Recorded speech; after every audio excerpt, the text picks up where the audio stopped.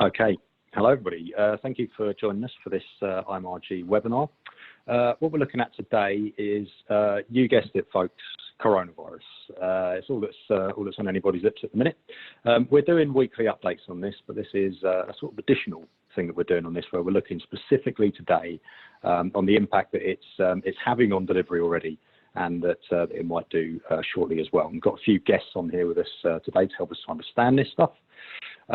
So first of all, your two hosts, that's me on the left-hand side, Andy Mulcahy, and I just realised about 5 minutes ago that my job title can be turned into an acronym. So I'm Strategy and Insight Director. So I can actually now say Andy Mulcahy said on every slide that I create, which I think is really important. And Andrew, do you want to introduce yourself? Hi folks, it's Andrew Starkey. I work with IMRG as a consultant, acting as their expert, if you like, on delivery matters. Some of you may know me from long years of association with IMRG. Delighted to join you on the webinar today. Great, and there's our three others. So should we do you in order? Steve, do you want to come introduce yourself first? Yeah, good afternoon everybody, and welcome to what I think will be a very interesting webinar.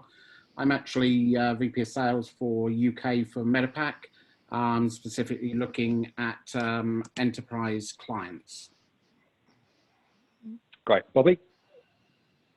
Good afternoon, everyone. And I agree with Steve. I think this is going to be a fantastic webinar. I think it's really interesting and valuable. My name's Bobby Tulis. I'm Group Marketing Director for GFS.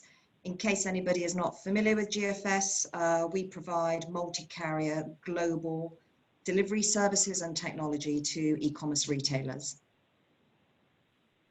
Great, and the eagle-eyed of you there might have noticed that I'd actually photobombed Bobby in her photograph there. That is actually me doing that weird thing there. Caroline, finally. That's great, thanks Andy. Caroline Green from ReBOUND Returns. We are the market-leading return solution for online fashion retailers. And our platform gives consumers choice and convenience, with our global logistics operations taking away the headache for retailers. Our key clients include the likes of ASOS, Gymshark and Misguided. Excellent, thanks everyone. We'll be getting their views as we're going through as to what they've seen so far, and indeed what may be coming down the track. So what we're going to cover then, we've got about 45 minutes. We'll get through the main content in 45 minutes, and then there'll be a bit of Q&A afterwards. Please fire in your questions as we're going through. We'll probably do them all at the end there, but please fire them in, and we'll try and tackle as many of them as we possibly can. There's a Q&A button on your Zoom thing that you're in there, so just click on that and you can type in questions to us. So the first thing is just about IMRG, what we're doing, because this crisis, is affecting the industry very, very, very profoundly, as it is every industry indeed.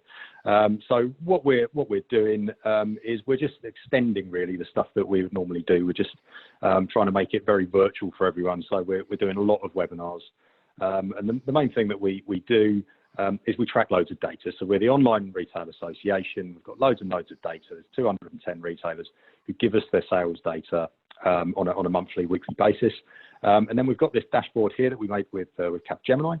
And that bit, I put the red bars around. This is what's quite exciting, because you can go in and you can look at you can filter the lines that you see. So that line there is showing you the year-on-year sales growth across the last 12 months. For online retail as a whole, and then using those filter options, you can say, just show me retailers with this turnover selling in this category, or show me retailers of this size, small, medium, large, that type of thing.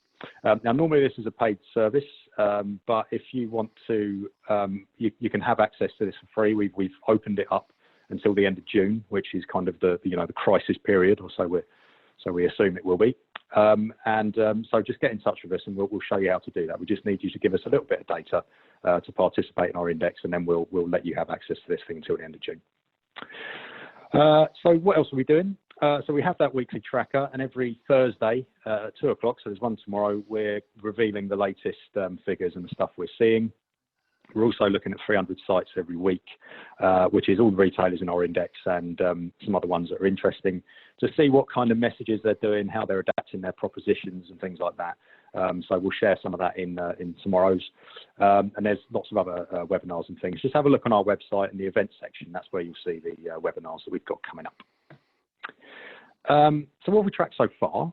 Those of you that saw our webinar last Thursday would have seen a bit of some of this information before, but I'm just going to show a couple of slides just so we're all on the same page, as it were. We get our weekly update on a Wednesday afternoon, so we'll be getting that very shortly for the week just gone. But for the week before, week commencing 15th of March, our weeks go from Sunday to Saturday, so Sunday was the 15th. The year-on-year growth for that week was minus 2.2%. So there's quite a lot of noise at the minute that says, you know, online is absolutely booming and everything's going great guns, but actually it's a very lopsided kind of thing that's going on here. So what we've done here is we're just showing you year-on-year growth by week for every week in 2020 so far. And when we got into that week commencing 15th, that's when things got serious. Incidentally, that was when we all got sort of told to go home and things got shut and schools and all that sort of thing. And this is what happened with those lines. As you can see, the home and garden, health and beauty and electricals all doing really well. But look at the yellow line, that's clothing. Clothing and footwear just having an awful time, so you know, minus 30 kind of thing. So the demand is incredibly lopsided. It's not all online completely booming. That's kind of an accurate way to think about it. Some categories are in massive demand, and others not so much. You know, you've seen the bare shelves in the supermarkets and things. Anyone else got anything to add before we move on to the next slide about some of the stuff the categories that you've seen that are not necessarily covered on there? Andy, it's Bobby here. I'd say that from a GFS perspective, we've seen some other categories really boom over the last couple of weeks, including hobbies. So a number of customers that provide arts and crafts, that kind of thing. That's another category that we've seen booming. And also pet food supplies. Pets have got to eat, Bobby. They really have. Any more before we move on? Yeah, this is Steve from MetaPack. From our perspective, we've also seen the toys and games area boom as well. Obviously, with children being at home, you've got to entertain them somehow. So the online trade with some of the clients that use our platform has absolutely gone through the roof. Great, thank you. And then this is some new data that you won't have seen before. So as I mentioned, we're looking at 300 sites every week, and we're doing it on a Friday. So the Friday just gone. Last week we looked at the number of retailers of those 300 who had said that there may be some kind of delay in delivery, and 6% overall said that there might be a bit of a delay in you receiving your items. This week we looked at it in a bit more detail. So we said which ones are saying delivery may take up to 7 days longer, and which ones are saying delivery may take longer than 7 days, outside of what you'd expect. And as you can see, 11% are saying up to 7, 9% saying perhaps 7% and over. So there's going to be quite a lot of growth there, I think, in delivery slowing down as inevitably there's kind of issues with the workforce and people not being able to carry out their jobs. And then extended returns. How many have extended returns? So of the 300, 27% have extended their returns in some capacity. So there's quite a mix in how they've done it. Some have gone to 28 days. Some have gone to about 60, and there's just one or two that have gone to 365-day return window. And we're going to get into why that might be just a moment.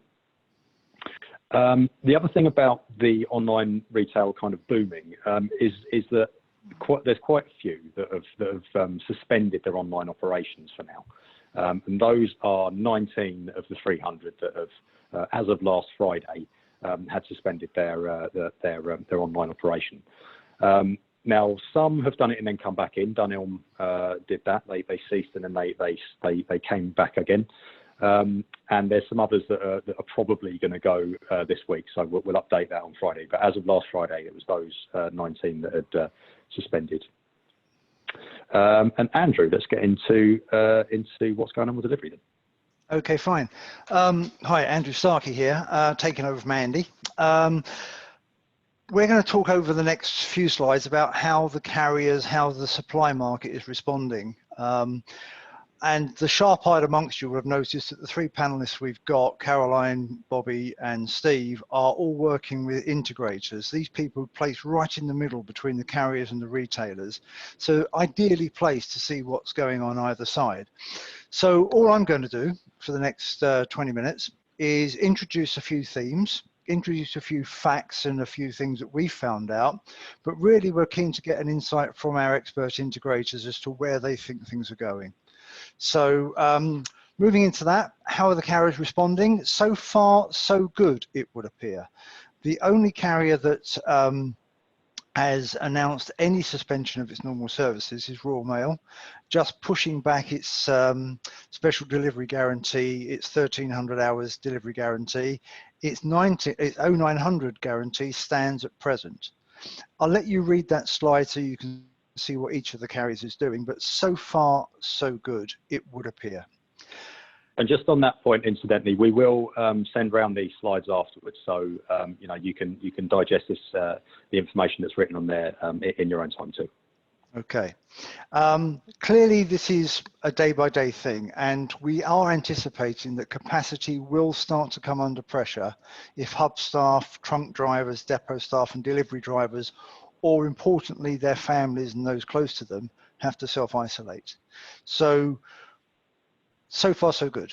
Andy, moving on. So let's bring our panelists in now. If it's so far so good, but we can't anticipate it staying like that forever, where do we think the potential early pinch points are going to come? Steve, Bobby, Caroline, do you have any thoughts on that? One of the areas, this is Steve, sorry, from MetaPack, that we've seen not a huge impact yet, but I can see it growing, is going to be around the PUDOs, so your pick-up and drop-offs. There are still a lot open, there's no doubt about it, but I've literally just picked up a figure which was sent to me just before this started, that at least 25% of those that we actually look after or can work with have actually closed. And obviously that's going to have an impact, especially locally in more rural areas rather than in town areas where you have the lockers. And even lockers are going to be a problem, because will people actually want to use the lockers if someone else has used them beforehand and may be infected or has been at some point?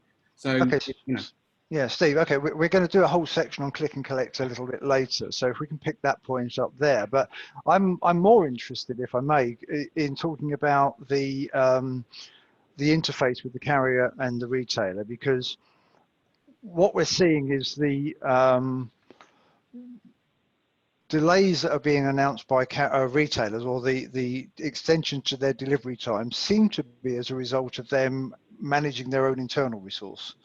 What about the interface? What about, you know, can we maintain collections from them? Can we maintain the trunk, the drivers and the vehicles that we need to pick up?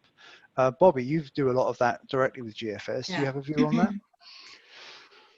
Well, we're seeing, we've got quite broad visibility across the entire industry, and we see that where some businesses have temporarily suspended online trading, there's, you know, capacity being released that would have been earmarked for them. There's been released there, and it's not just what we're seeing is that it's not just the overall amount of capacity available, it's actually the different type, there's pressure in different types of capacity. So here you talk about, you know, suddenly there's a spike in people wanting you know, large screen TVs because they're stuck at home and they want to be gaming, watching TV, or freezers. But that means it's going to be more pressure on carriers that are providing two-man services. Now that's interesting, because that happened, and Andy and I remember it well, with I think it was with Tesco in the first Black Friday spike back in 2014, when where suddenly the same number of vehicles couldn't move the right number of parcels because all the parcels were flat screen TVs. So is this lopsided demand causing a problem, do we think? The fact that we're now sending out less clothing, less smaller packets, more larger items. I think it's How throws a is it going to spanner in the balance out, works. actually? Because Sorry. if you think about people buying freezers and things, I mean, how many freezers can you actually sell? You know, people have probably bought those now, haven't they? So that demand might actually slip away a little bit. Okay, Bob, you were saying something. I think, as with anything, I think this whole situation has just thrown a massive spanner in the works. So what capacity would have been planned and locked in by carriers, suddenly that's all changed. So, and where they probably planned for less in some areas, now there's more demand for that kind of carriage than in other areas. So it's just, I think short term, it's just thrown a massive spanner in the works. And Okay. you know, the industry is scrabbling around trying to adjust. Well, speaking of spanners in the works, sorry, Carolyn, please. All I was going to say, Andrew, is it's probably maybe early days. We haven't seen massive resource reduction yet. That's not to say it's not going to happen in terms of the drivers and the warehouse staff. So that could have a big impact going forward. Okay. I mean, speaking of spanners in the works, this is not on the slide, so something I'm just going to have to mention. It's kind of breaking news. I was reading this morning that two of the major unions, the GMB and the CWU, are both calling for action to protect delivery staff. In GMB's cases, they want to make sure that gig workers, those people that are on delivery couriers, are getting proper personal protective equipment assessments and safety training. And the CWU has gone further with the Royal Mail and with the postal services, starting to suggest an emergency network approach which would reduce Royal Mail deliveries to 3 days a week. So if you're at home, you would get a Royal Mail delivery alternate days. This is stuff that's just been put out there as an open letter at the moment. It's not part of Royal Mail's planning, but I think it's the sort of thing that we might start to see if this crisis bites. So let's move on. Yeah, and another thing to add to that as well is that in the US, Amazon have got problems with that. Some of their staff have actually either threatened to go on strike or they are going to go on strike. And I was on Radio 4 at lunchtime today because of this very issue. And they had a guy on there who anonymously came on and said he works for a big clothing retailer, and you know, then he said that they're not following the kind of rules and they don't feel safe and stuff. Now, whether that is someone who, you know, who's reflecting the actual reality, or whether it's a disgruntled employee, you know, I don't know, but it does show that there's a lot of interest and a lot of media focus actually in this area at the minute. It could blow up. Okay, fine. Let's move on to the next section, which is we're going to talk about carrier performance currently. Capacity seems okay. Will do. Can I just raise two things that have come in because they're related to this, that have come in by through the questions so far. So one retailer saying that they've been informed by DPD that they're only collecting from companies who are selling essential goods. So a little bit of an update there. Also, one about Naked Wines have actually resumed online ordering, apparently, but only to their angels who invest 25 quid a month. So you see some retailers are going down, but then they're coming back up again. Okay, fine. Well, so far so good from the carriers, although it sounds like people are starting to take some fairly severe action. I mean, limiting who you're picking up from by DPD sounds quite drastic. But so far, it would appear that any delay in the lead time of goods arriving or being promised to arrive, and Andy's slide earlier showed 11% up to 7 days extension and over 9% over 7 days. That's still saying that 80% of retailers still trading are still holding to their delivery promise. That yet may change. From a carrier's perspective, we unfortunately don't yet have the March figures on this, but if we could look at the next slide, Andy. I can show you, this is the data courtesy of MetaPack, the MetaPack IMRG delivery index. And we can show you here that the online delivery performance, that is the goods that are being delivered within the promised time window at time of order, are running at about 92%, which is pretty well tracking last year. Have to say, we are anticipating that over March and into April, that figure is going to fall away. Steve, I don't know if you've had any provisional figures in yet, have you? No, we haven't. Obviously, March only finished yesterday, unfortunately. So yeah. I have tried to get them, but we don't have them available at the moment.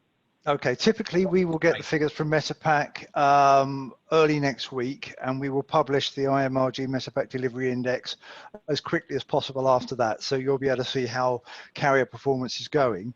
The other quick question for Andrew, you, Steve. Andrew, before we go off on that, it's Bobby here. Just to add to carrier performance, certainly what we're seeing is that carrier performance is pretty much consistent. You know, we're seeing, delivery rates at about 97%. So this is consistent with what we've been seeing. So to your point earlier, whether or not this will continue is another question, but so far so good. Okay, grand. Steve, another quick question for you. Sorry to land this one on you. It just occurred to me. Normally at Christmas during the peak, you run the carrier heat map. Yes. Which shows the performance by carrier across the regions of the country. Are you thinking of doing that again for this particular crisis? I would need to check on that, but I would think the answer would almost definitely be yes. I think that would be a useful resource for the industry. So perhaps you could look at that for us? Yeah, and I think that an important point to bring up here is that, you know, we already are getting retailers coming to us saying we need to add another carrier on, believe it or not actually take a carrier off, because we need better services to still maintain that level of service to our customer. So retailers are actually asking to add carriers now. And I think what we'll see is as some retailers drop away, Andy showed the list earlier, some retailers drop away and stop trading, or shall we say suspend trading. Others in certain sectors will be pushing even harder. So we'll see the resource have to move across the whole sector. So that would be interesting. Andy, could we look at the next? Andy, sorry. On that, Bobby. Sorry, it's Bobby here again. That's an interesting point. What we're seeing is, yes, we are seeing customers, retailers temporarily suspending trading, but at the same time, we're also seeing a number of them coming back very quickly. And the only key takeaway here is that it's very difficult to predict what's going to happen. So dynamic. Retailers need to have, at the very least, that be able to allocate their resource dynamically. Yeah. Okay. This slide we're looking at now is about first-time delivery performance. This is where the driver will turn up to deliver a parcel, deliver an order, and will successfully deliver that first time, be that to a signature, to a householder, to a safe place, or to a neighbor. Again, too early to see the March figures. We haven't got those in yet. But what is interesting to note is that for the whole of this year to date, from October,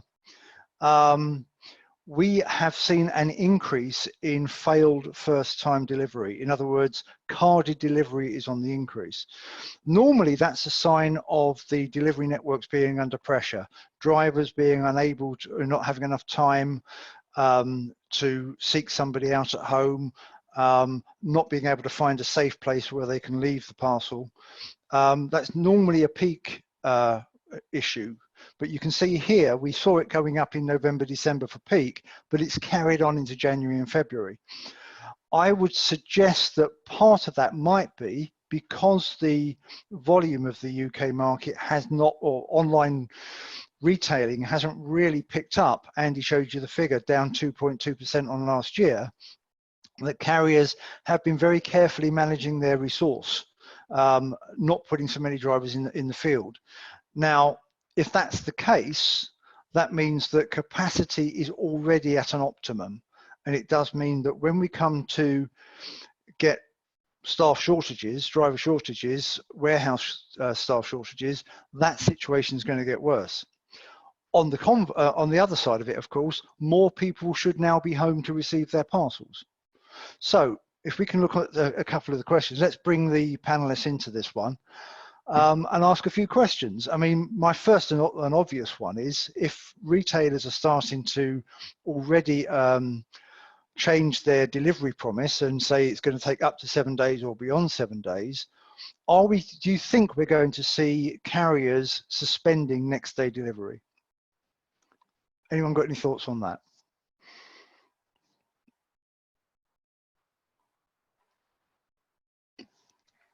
It's Bobby here, Andy. I'd say it's a bit of a catch-22 situation. I think if they are suspending it, it's because it's either because they can't cope with volumes, you know, in terms of they've got a huge spike of orders coming through and they can't commit to getting orders turned around fast enough and dispatched in the warehouse, or it's as a result of, you know, if they start experiencing capacity issues with carriers.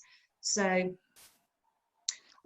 you know, it depends where the issue lies. Is it the issue, if the issue is with the retailer themselves not being able to cope with the volume because they've got shortage of staff or they've got higher than expected volume orders coming through, or whether it's the carriers that are struggling to fulfill that promise. Okay, but do we think that consumers in these difficult times are going to be more understanding and prepared to accept delays and still carrying on ordering from retailers who say you're not going to get it tomorrow? Do we feel that that's a realistic situation? I would reference back to the report that you got, to the survey that you guys did, you know, the IMRG Home Consumer Delivery Survey. And one of the very strong points that came out of that is that a failed delivery for a consumer is not that it didn't turn up or it was lost, whatever. A failed delivery is when it didn't come when they expected it to. So in answer to your question, will they be more understanding of delays? I think it all comes back to managing consumer expectations, your customers' expectations, making sure you're communicating to them so that if something's going to be delayed or if a service is going to be temporarily suspended, they understand, they know why. You've informed them of that. And I think a lot of that, Andrew, just comes down to the fact of good tracking data. As you know, we do a report, a consumer report that looks at how many people track what's going on. 93% of people will track at least once, and then 38% will go on at least twice to check what's happening with their product. And, you know, as much as they scream and shout, you know, a Wizmo call to the call center, where is my order?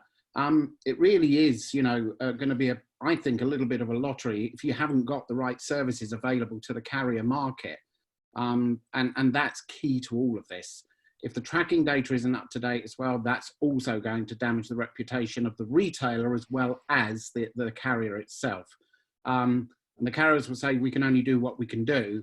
But if they're using the right services, then, you know, they should be able to fulfill what is required of them, surely. Or don't take that on. I think. And Steve, you know, just to add to that, you know, it is about, it comes back to what your current carriers can provide and whether they, you know, they do have the technology to be able to provide, you know, track and trace so that a consumer can easily track exactly where their parcel is and receive notifications along the entire journey. However, the challenge is, again, comes back to that agility point. If the carriers you're using today are unable to offer that, how quickly and easily is it for you to swap them out for a different carrier? You know, not just offer that at checkout, but then also make sure those services are in place. But I also think it comes down to how, you know, stock allocation is done within inside the warehouse as well. You know, are we able to offer that next day? Well, I think we are, because we might have enough stock and then all of a sudden stock disappears. Because, you know, different things are being ordered. They don't have the analysis to be able to look at that and how they can actually then restrict that stock going out, or actually bring extra stock in. And, you know, it's a vicious circle in some respects. Yeah. It strikes me that what you're saying is maybe it's not about next day or whatever. It's about accurately advising what you can do. Correct. At the time. I mean, almost on a day-by-day basis, tuning your delivery offer to the circumstances, be that inventory, be that dispatch capability, be that carrier capability, tuning that to the situation as it is on that day. You know, making sure the promise is accurate. And if it's a 3-day promise, then that's fine. If it's a next day promise, that's fine. So maybe it's all about that communication. One thing that puzzled me, and maybe Caroline, I can bring you in on this one because you're the returns expert. I mean, we have seen from the webinar last week, I think Andy was showing some slides, and we've also seen from the slide he showed earlier that 27% of retailers have extended their returns period. That sounds to me like we're storing up trouble for the future. What's your... Yeah, thanks, Andrew. I understand your point, but I think that I really think most consumers would really welcome this extended return period. You know, in these difficult times when you're online trying to order something, knowing that you've got the longer time to return, it gives consumers confidence, and at this time that's really helpful. Because let's face it, if you're limiting your visits out to the shops that are open, you're not going to want to rush out the next day to return something. You want to know you've got time to do that, especially potentially if you're unwell. And I think the other thing is, the reality is, if you look at the research that we've done, if you look at a 60-day returns window, which is, as you said in your research, some retailers are going to, we know that on average, consumers still return by day 16. So extending that returns window doesn't necessarily mean that consumers change their behaviour. So very much a confidence thing. I take your point. I see what you're saying there. Okay. Well, we're going to come to returns in a lot more detail a bit further on. So let's see if we can pick that point up next. I mean, one thing we talked about there is safe place delivery. So let's have a look at the doorstep experience now and what it is that carriers are doing to change that. Pretty well across the board, all carriers have moved to contactless delivery protocols. They're all slightly different, and I would recommend, if you're a retailer, go and look at your own carrier, talk to your own carrier about exactly what they're doing, and this is changing all the time.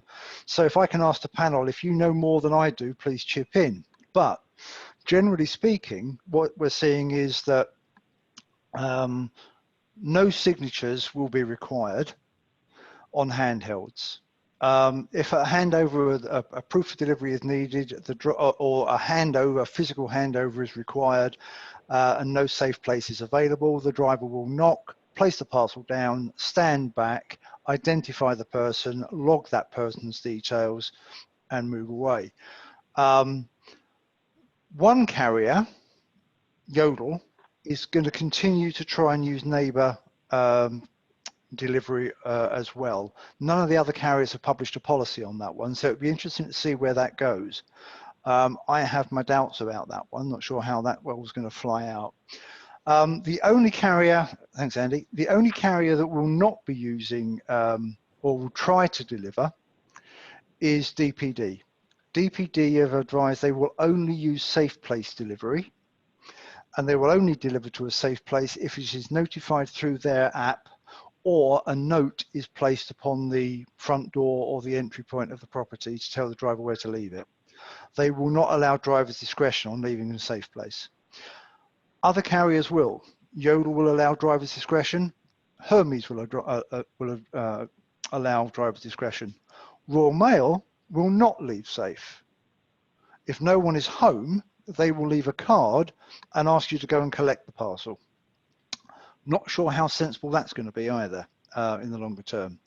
But wherever a parcel has been left, even if it's been placed on the door and the householder has taken the parcel, photographs will be taken using the driver's handheld wherever possible to show proof of delivery.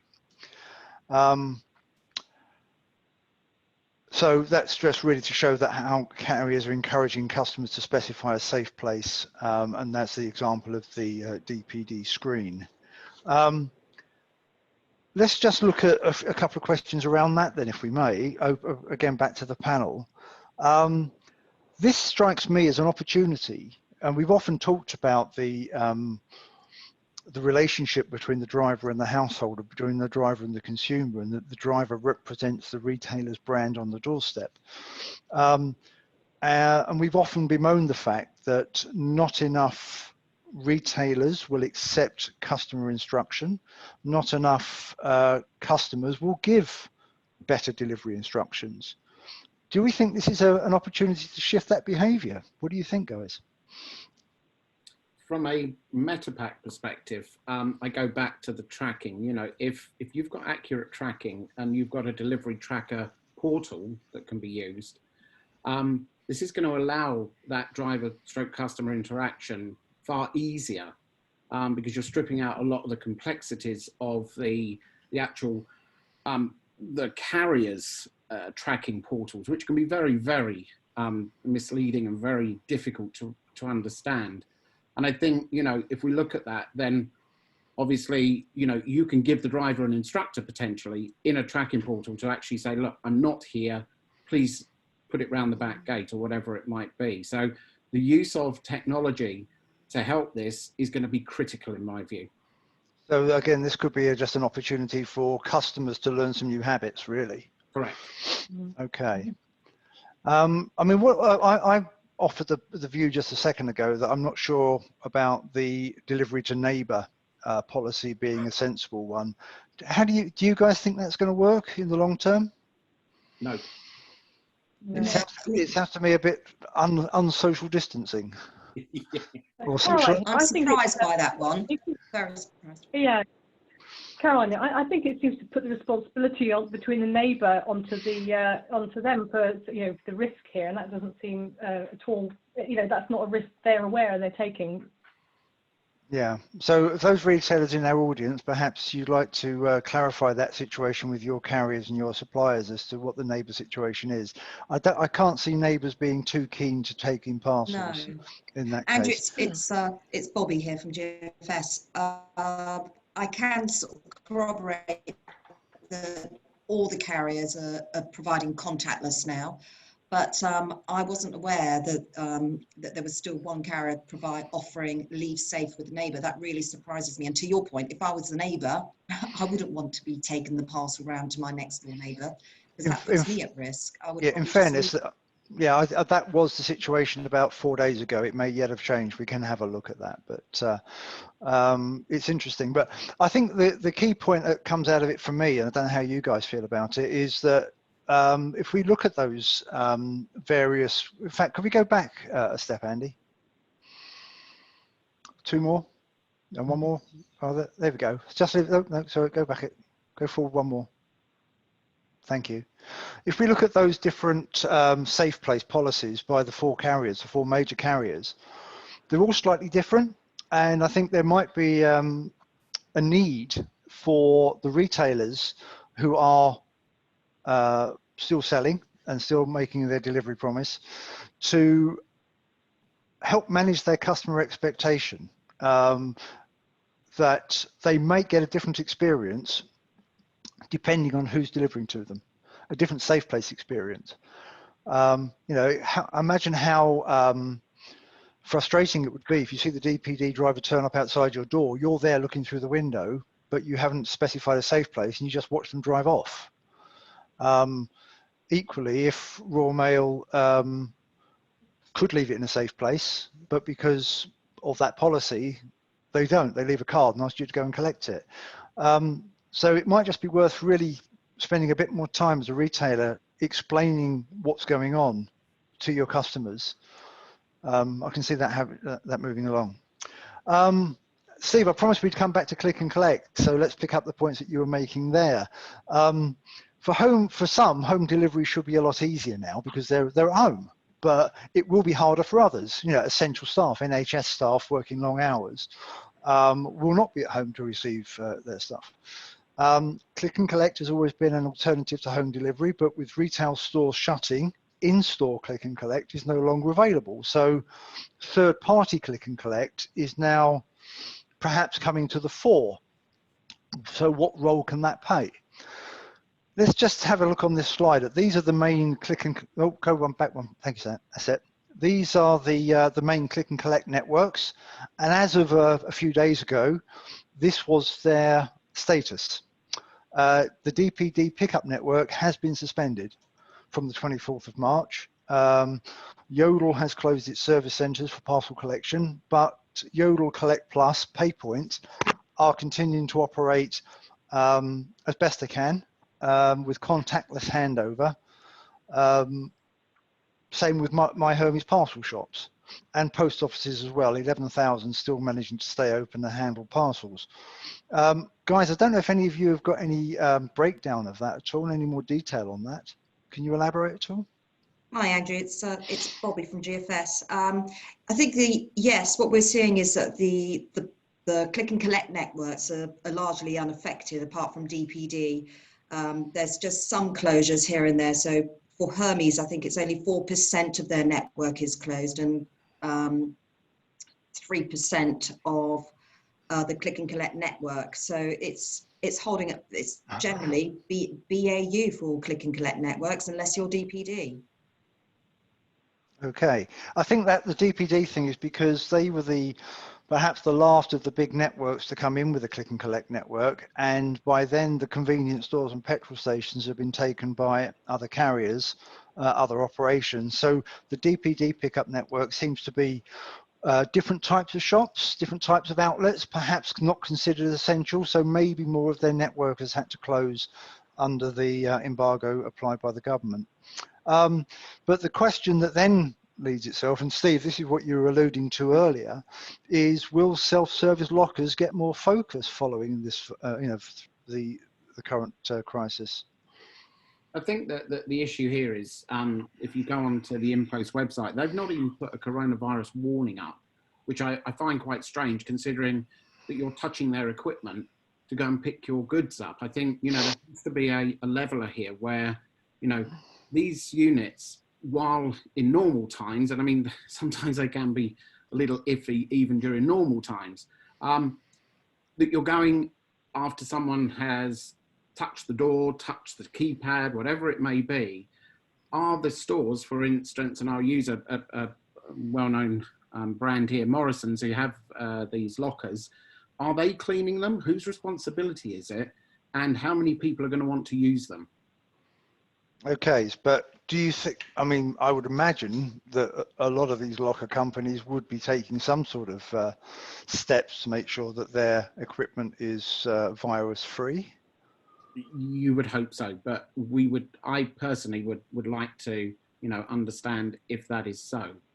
Okay. Some of them are just on the lockers as well. I've been in touch with TfL about lockers, and TfL lockers, is transport. Sorry, Andy. TfL is Transport for London. Yeah, Transport London. Yeah. Lockers haven't got massive usage in the UK up to this point, but you could argue that the network isn't, big enough to perhaps support it. So what TfL are doing as a big landowner in London is they're looking at spaces where they can build massive infrastructure, loads and loads of lockers, basically, to try and bring that into people's behaviour and get people using it that way.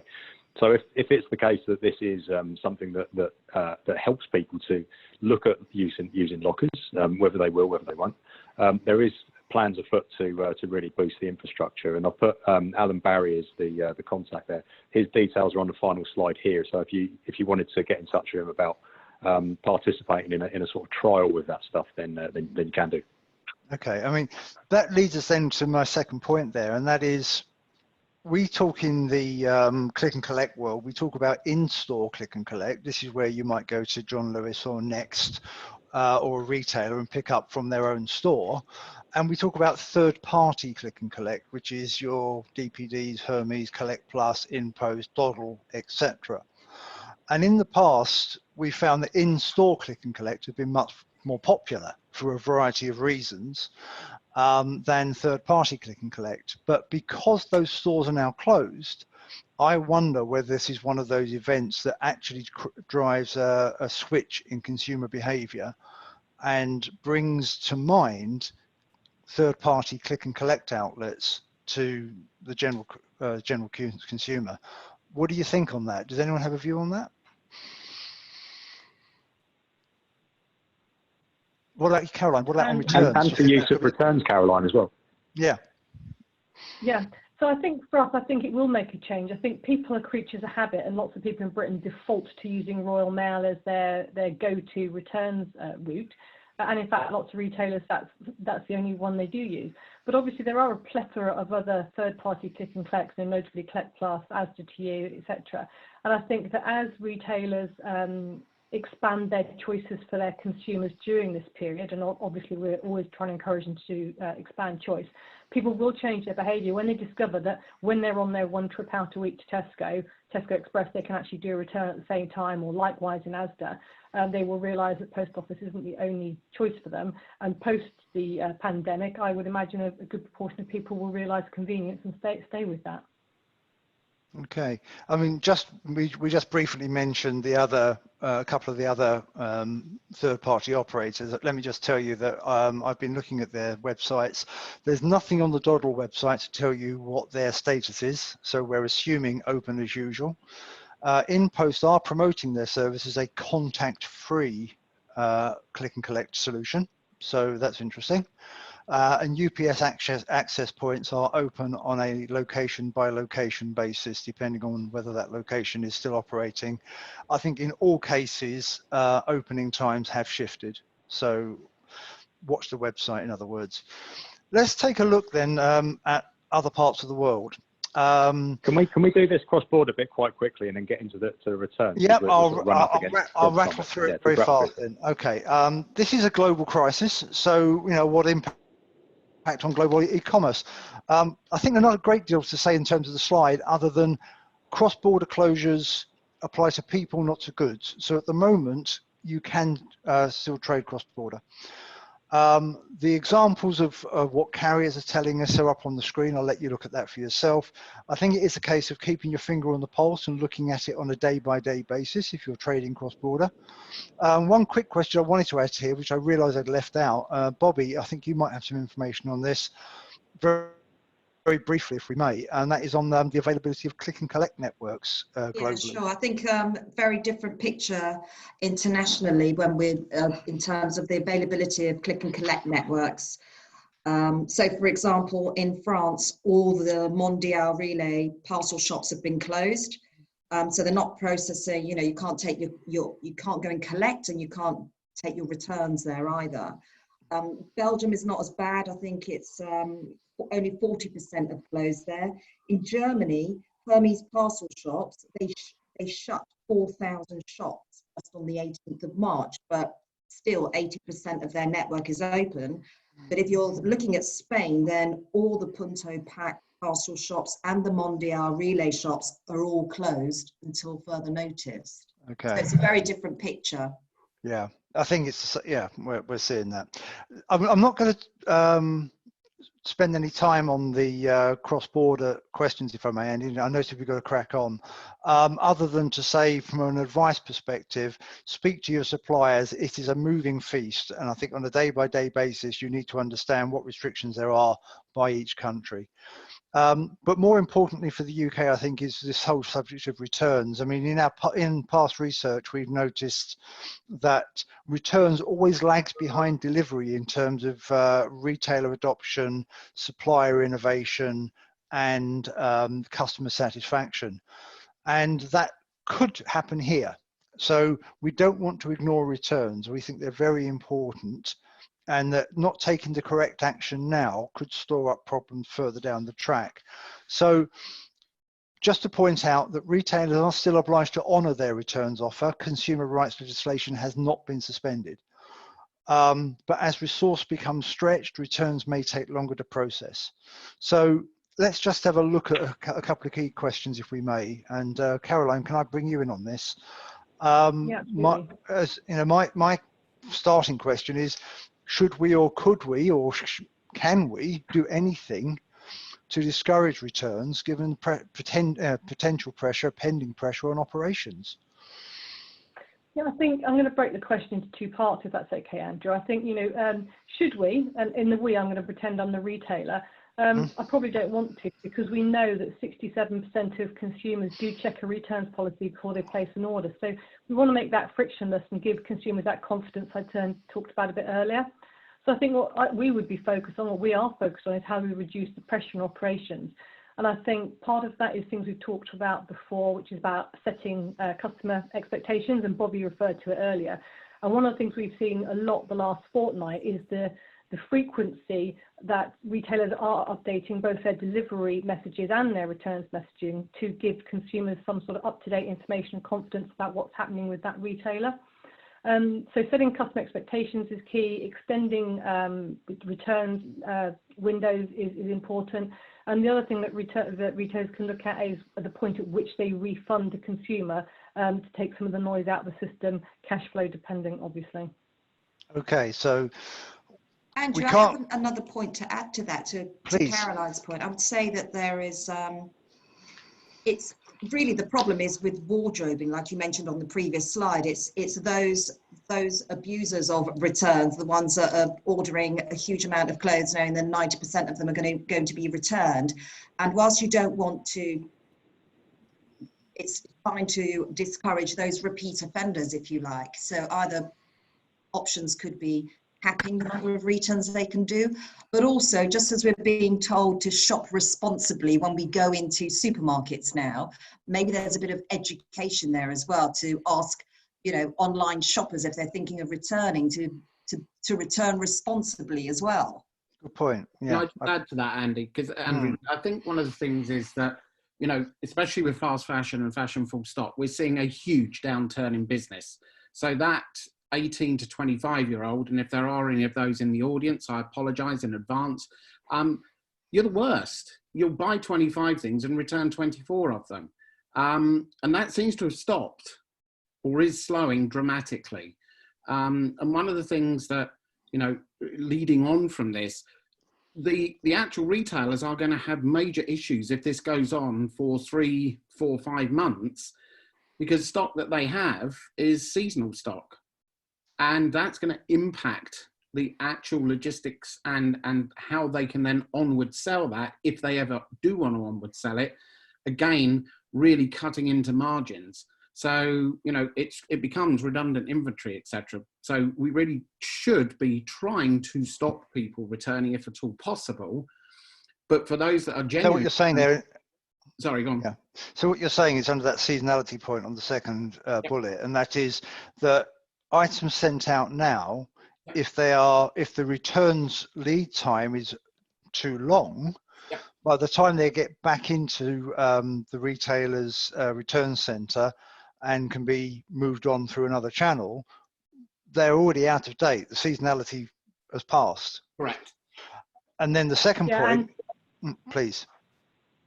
Sorry, what was Caroline from ReBOUND here? What I was going to say was, I think Steve's absolutely right. The reality is that the retailers' inventory planners need to be looking now at how this returns period may pan out from an inventory point of view, and how they can disposition that stock through the appropriate channels when it comes back, whether that is recycle, reuse, or donating to charity.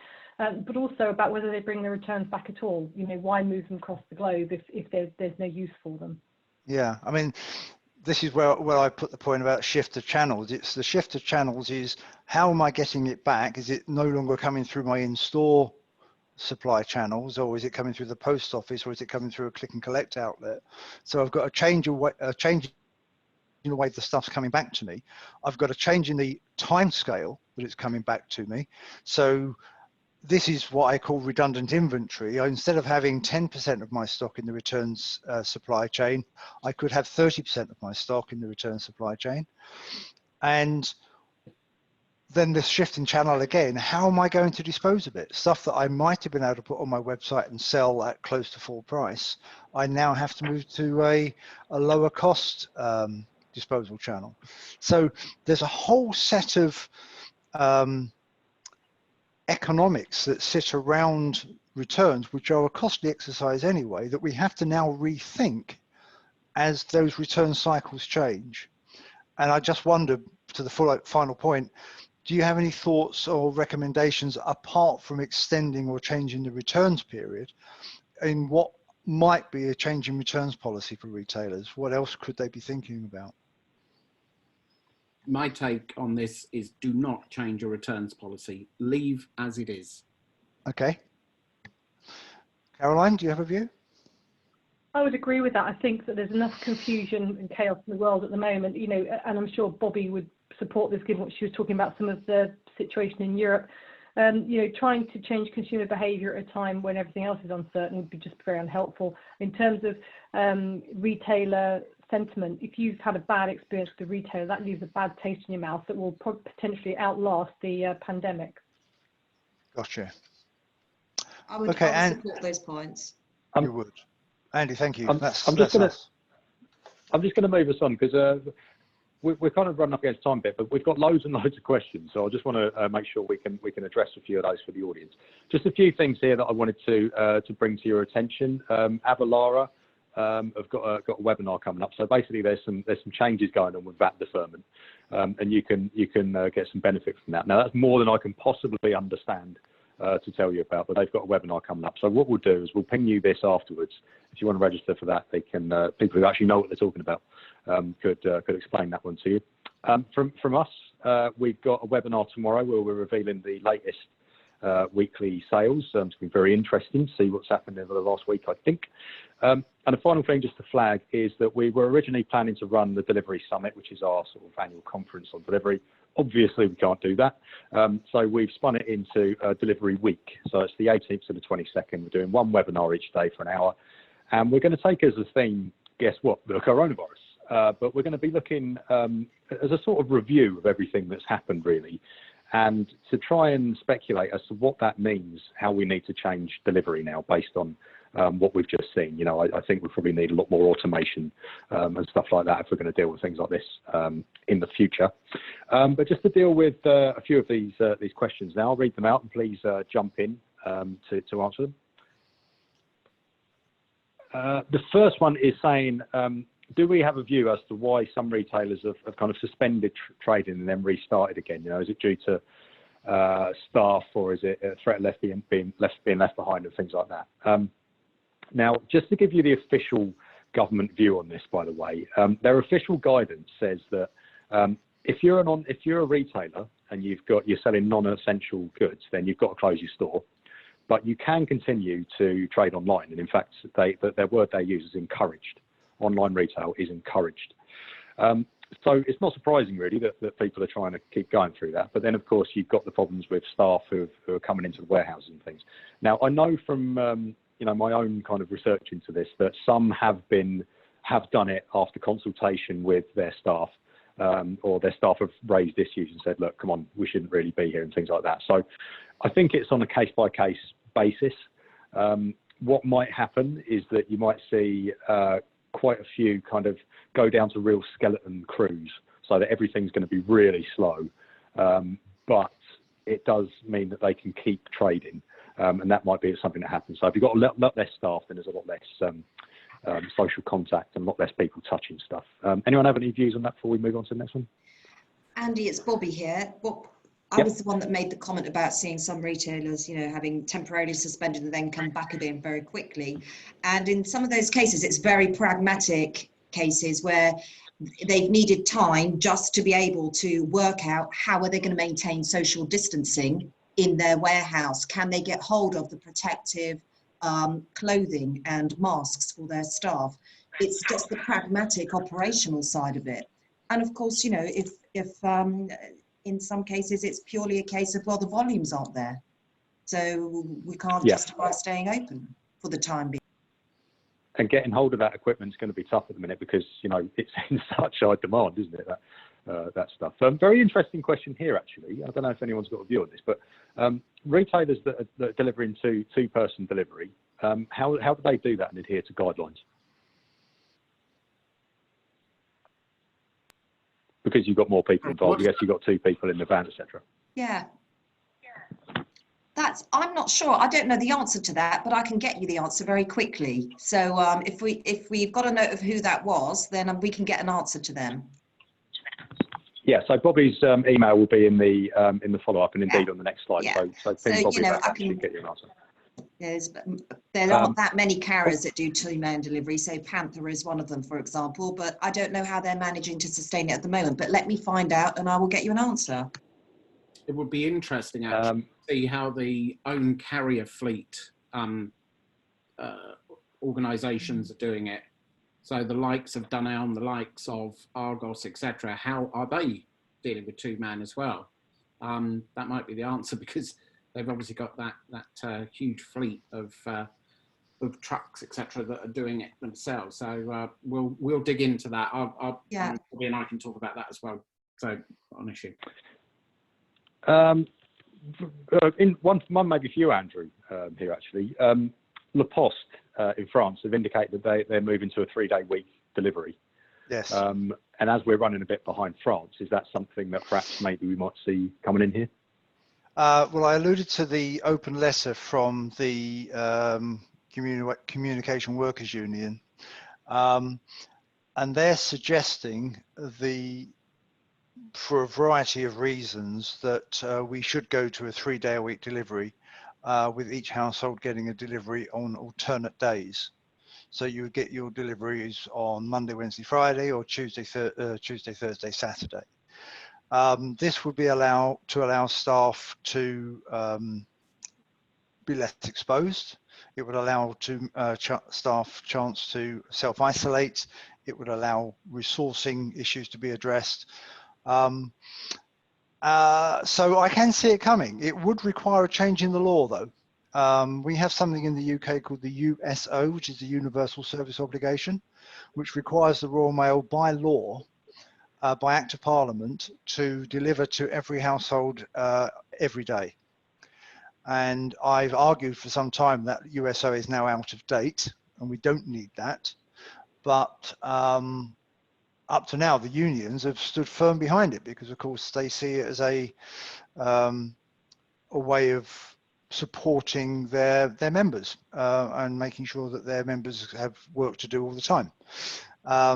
It's interesting to see them now advocating a break from that. So I can see it happening, yes, I think, but it would require an Act of Parliament. Question here, quite a specific question, really. Do we think extending to a 90-day returns policy would reduce the volume of the rate of returns that they get? I don't believe so. As per my previous comment, our research shows that extending to 60 days or 90 days just doesn't change behaviour overall.